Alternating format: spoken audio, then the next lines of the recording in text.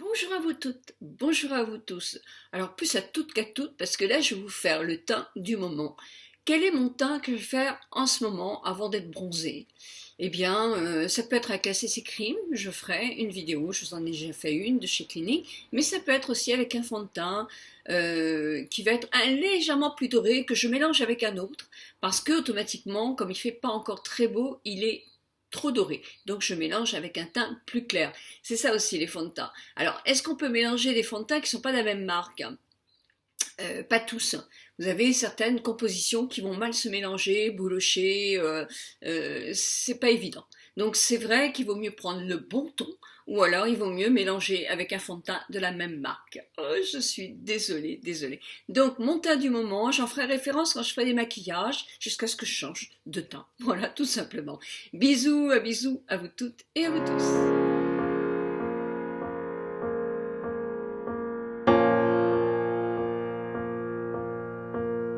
Comme vous le voyez sur la vidéo, je mélange deux fonds de teint. Alors, les deux sont de Estée Lauder, le Double Wear.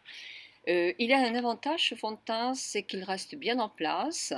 Il en faut peu. C'est un fond de teint que l'on travaille beaucoup, très très peu pour un rendu maximum, sinon il serait beaucoup trop couvrant.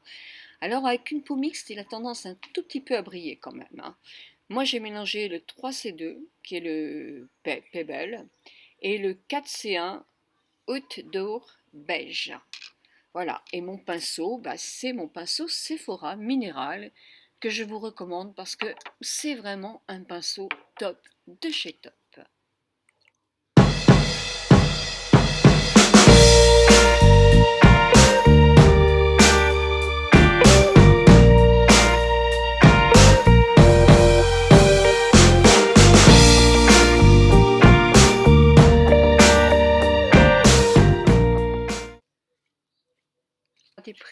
Des pressions pour pouvoir faire adhérer davantage le fond de teint et des tapotements.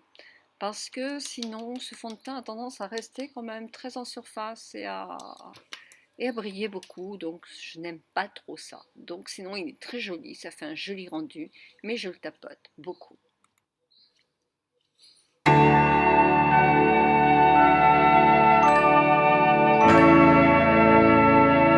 Passons maintenant à la correction des cernes. Alors pour corriger mes cernes, j'ai pris les Fast Cernes de Lancôme.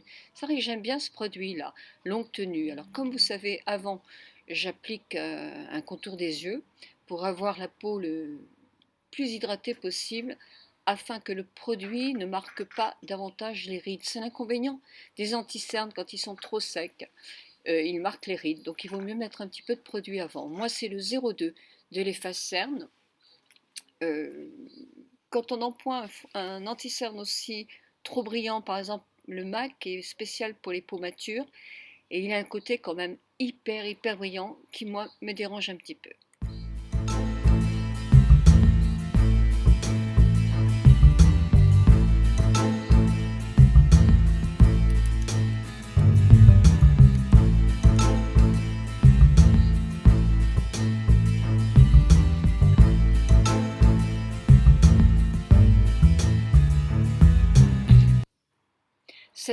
Cette poudre, elle est superbe.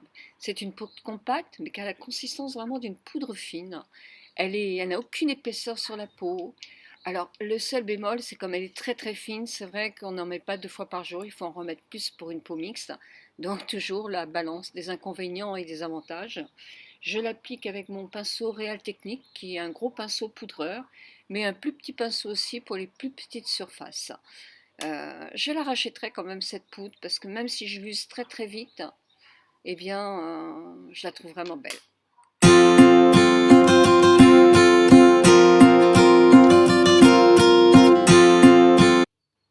Alors là, je vous ai fait le grand jeu. C'est vrai que je ne le fais pas tous les jours quand même, mais là, j'ai mis un petit peu de bronzer de la marque Benefit, toujours. C'est le Hola.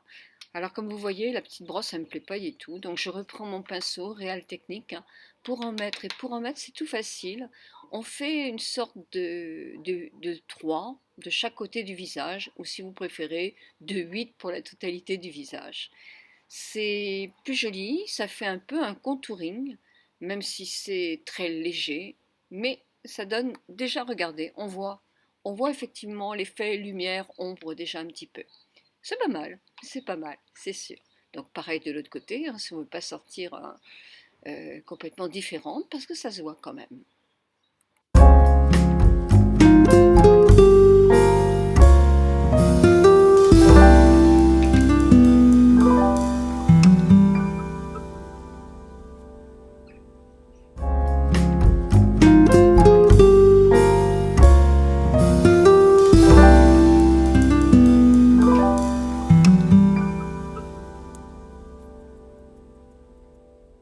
Slick, et je mélange les deux ombres à paupières. Alors là sur la vidéo vous ne voyez absolument pas les coloris, mais c'est un orangé et un rose. Je vais vous mettre une photo pour que vous vous rendiez mieux compte. C'est Lay and Chic Palette, c'est All Day Soirée 030 de chez Slick.